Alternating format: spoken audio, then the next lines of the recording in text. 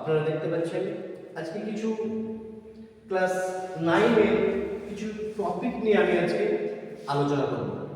আপনারা ব্যাপারটা একটু ভালো করে বুঝে নিন, ঠিক আছে?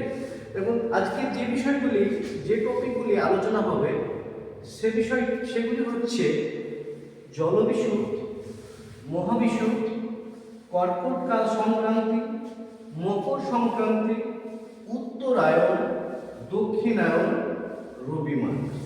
তাহলে আসুন বিষয়গুলো একটু ভালোভাবে বুঝে নিন।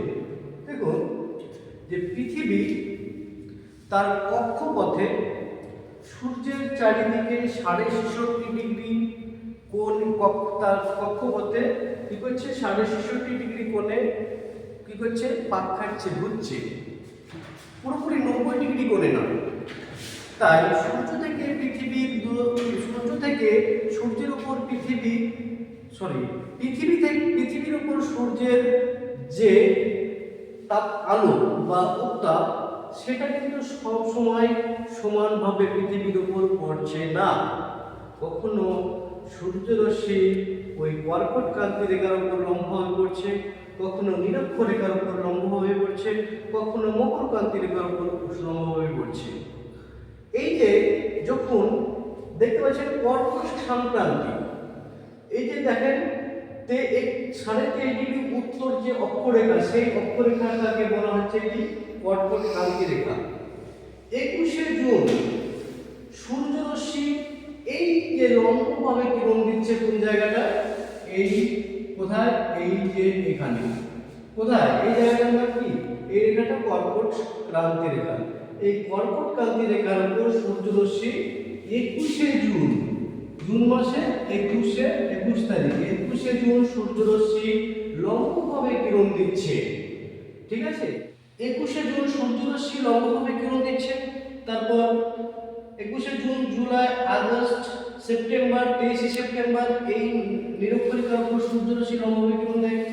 আবার 3 মাস পর সেপ্টেম্বর, অক্টোবর, নভেম্বর, ডিসেম্বরের 22শে ডিসেম্বরের 22 তারিখে 22শে ডিসেম্বর সূর্যরশ্মি এই মকর ক্রান্তি রেখার উপর লম্বভাবে কিরণ দেয়। দেখুন এই যে দেখুন যে পৃথিবীর উপর সূর্যের যে রশ্মি কিন্তু সব সময় সমানভাবে পড়ছে না। কখনো কর্কট ক্রান্তি রেখার উপর, কখনো নিরক্ষ রেখার উপর, কখনো মকর ক্রান্তি রেখার উপর। এই যে কর্কট ক্রান্তির উপর সূর্যরশ্মি যখন লম্বভাবে কিরণ দিচ্ছে, এই সূর্যরশ্মি কর্কট ক্রান্তির উপর লম্বভাবে কিরণ দেয়, তখন সেই দিনটাকে বলা হচ্ছে কি বলুন তো, এই কর্কট সংক্রান্তি বলা হয়। কি বলা হয়? কর্কট সংক্রান্তি। আবার দেখুন সূর্যরশ্মি 3 মাস পর আবার 23শে সেপ্টেম্বর সূর্যরশ্মি আবার আসলো কোথায়, এই নিরক্ষ রেখার কাছে। নিরক্ষ রেখার উপর সূর্যরশ্মি লম্বভাবে কিরণ দিচ্ছে। এই 23শে সেপ্টেম্বরটাকে বলা হচ্ছে কি জলবিষুব। কি বলা হচ্ছে? জলবিষুব বলা হয়। কি বলা হচ্ছে? জলবিষুব। আবার এই 23শে সেপ্টেম্বরের পর আবার কি হচ্ছে সূর্যরশ্মি, এই 3 মাস পর সেপ্টেম্বর, অক্টোবর, নভেম্বর, ডিসেম্বর, এই ডিসেম্বরে কি হচ্ছে সূর্যরশ্মি মকর ক্রান্তির উপর 23.5 দক্ষিণ অক্ষরেখার উপর সূর্যরশ্মি লম্বভাবে কিরণ দিচ্ছে। এই লম্বভাবে কিরণ দেওয়ার ফলে কি হচ্ছে দেখুন, এখানে সূর্যরশ্মি লম্বভাবে কিরণ দিচ্ছে যে দিনটাতে, সেই দিনটাকেই বলা হচ্ছে কোন দিন, সেই 22শে ডিসেম্বর।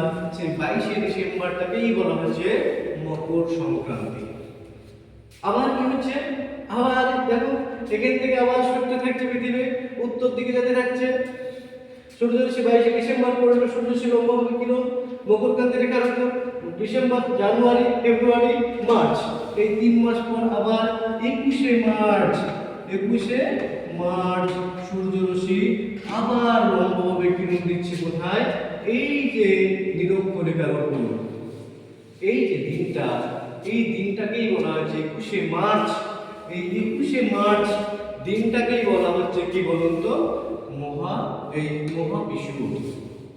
বিষুব, এই যে বিষুব কথার অর্থ, বিষুব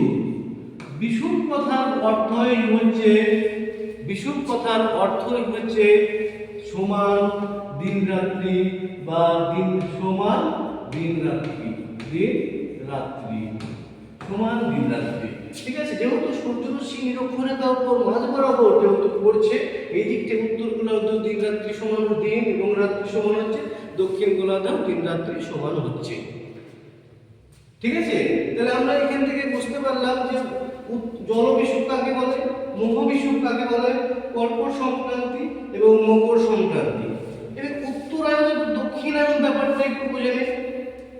উত্তরায়ণ দক্ষিণায়ন কি ব্যাপার?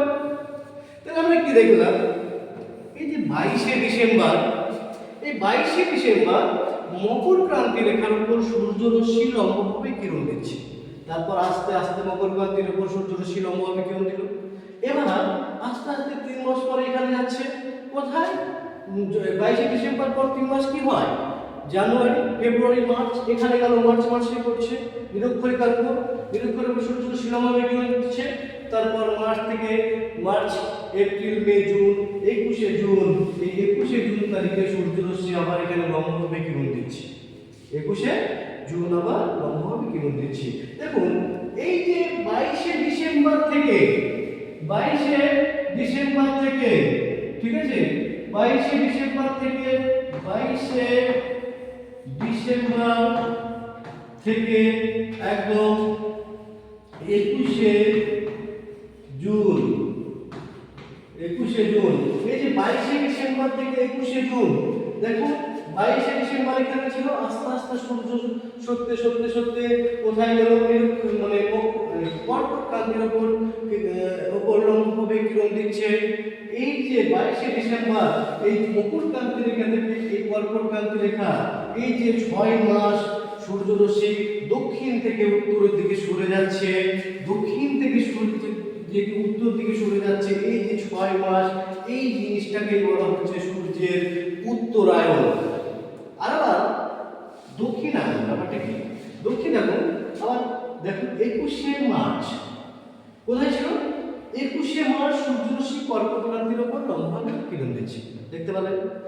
এবার এখান থেকে আস্তে আস্তে 23শে মার্চের পর 21শে জুন, সরি 21শে জুন, জুন থেকে 21শে জুন থেকে 3 মাস পর এখানে আসছে 23শে September, September, October, November, December, 3 মাস এখানে, তাহলে মোট 6 মাস এই যে কর্কট ক্রান্তি রেখা থেকে এই যে মকর ক্রান্তি রেখা আবার কি একদম 21শে জুন থেকে, 21শে জুন থেকে থেকে একদম 22শে ডিসেম্বর, এই যে 6 মাস, 21শে জুন থেকে 22শে ডিসেম্বর 6 মাস কি হচ্ছে, সূর্য উত্তর থেকে দক্ষিণ দিকে সরে যাচ্ছে।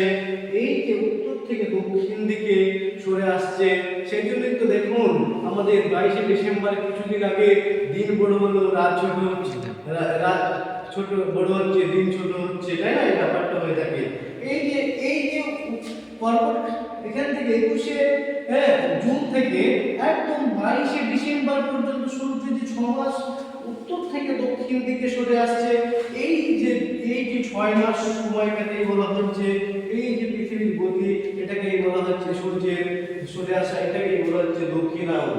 উত্তর থেকে দক্ষিণ দিকে সরে আসছে। প্রথমে আমরা কি দেখলাম, দক্ষিণ থেকে উত্তরের দিকে সরে গেল, এটাকে বলা হয় 6 মাস সময় লাগলো, এটাকে বলা হচ্ছে উত্তরায়ণ। আবার এই যে উত্তর থেকে আবার দক্ষিণের দিকে যখন সরে আসছে তখন সেটাকে বলা হচ্ছে দক্ষিণায়ন। ঠিক আছে, আরেকটা জিনিস থাকলো, দেখুন রবি মান, রবি মানে কি, এই যে রবি, এই রবি মান দুটো একটা শব্দ লিখেছেন, রবি আর একটা মান। রবি মানে হচ্ছে কি, রবি মানে হচ্ছে সূর্য, রবি মানে কি সূর্য, আর এই যে মান, এই মান মানে হচ্ছে পথ, কি পথ। রবি মানে সূর্য, মান মানে পথ, তাহলে সূর্যের পথ।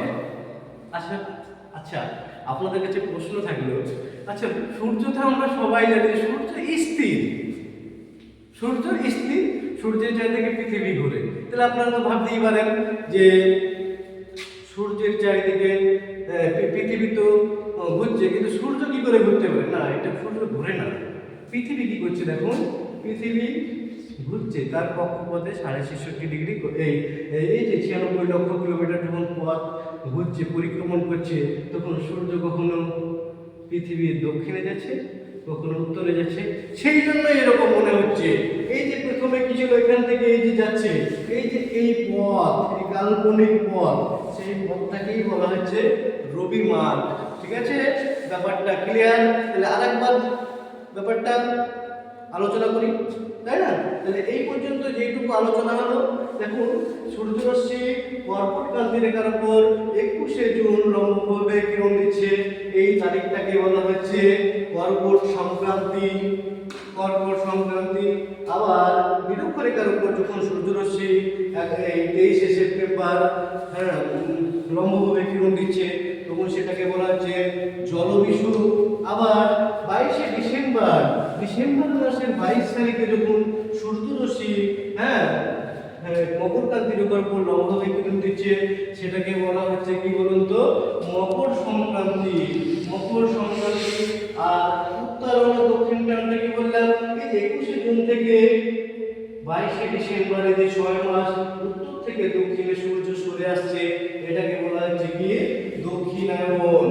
আর 22শে ডিসেম্বর থেকে আবার দেখতে পারেন যে আস্তে আস্তে সত্যি সত্যি পৃথিবী ও কর্কট ক্রান্তি রেখার উপর সূর্যরশ্মি লম্বভাবে কিরণ দিল, এটাকেই বলা হচ্ছে দক্ষিণায়ন। এই সরি উত্তরায়ণ, এটাকেই বলা হচ্ছে কি উত্তরায়ণ। ঠিক আছে বন্ধুরা, তাহলে ব্যাপারটা আপনারা বুঝতে পারলেন। আজকে এই পর্যন্তই শেষ করলাম। আবার পরবর্তী ভিডিওর জন্য আপনারা অপেক্ষা করুন। সবাইকে ধন্যবাদ।